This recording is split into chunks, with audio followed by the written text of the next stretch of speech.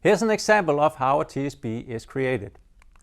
First, we receive a lot of questions in our hotline regarding the same subject.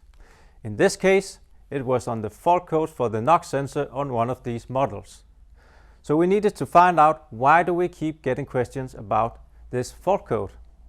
It turned out that there could be a misunderstanding about how to interpret the fault code. If you take this fault code, it can have a different meaning if you read it with the definition from the OBD protocol. It says sensor 1, and if you take the manufacturer meaning, it says sensor 2. So of course we would all mix up this if we didn't have this information. We actually see this a lot on new cars, that the meaning can deviate from the OBD protocol and the manufacturer, and it can mean totally different things. So in this case, we had a lot of mix-up where they changed the wrong NOx sensor, and of course this is not very fortunate because it's an expensive part. But we also had another challenge that we saw later on. We could have customers where they replaced the sensor but still had faults on the NOx sensor. It turned out that the manufacturer, they could actually mix up the spare part number, so they gave the wrong spare part. So now we added to the TSB that you need to pay attention to the color of the wiring.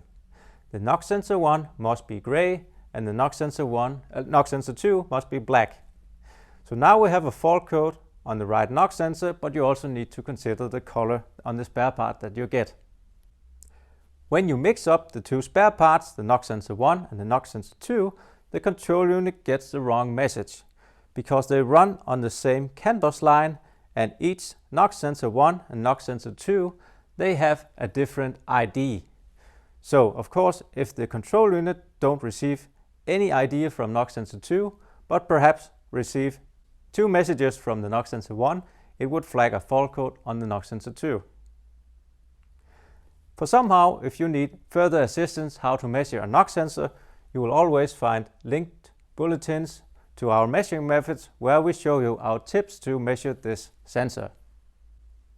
If you want to learn more about ElectroPartner, you can visit us at electropartner.com. We have supported the independent workshop since 1989. If you want to learn more about DDTSB, you can find us on the Diagnose Dan YouTube channel, or you can find some videos on the DDTSB under ElectroPartner's YouTube channel. Thanks for watching, and see you next time.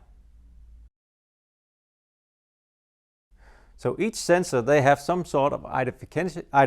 So each sensor they have some sort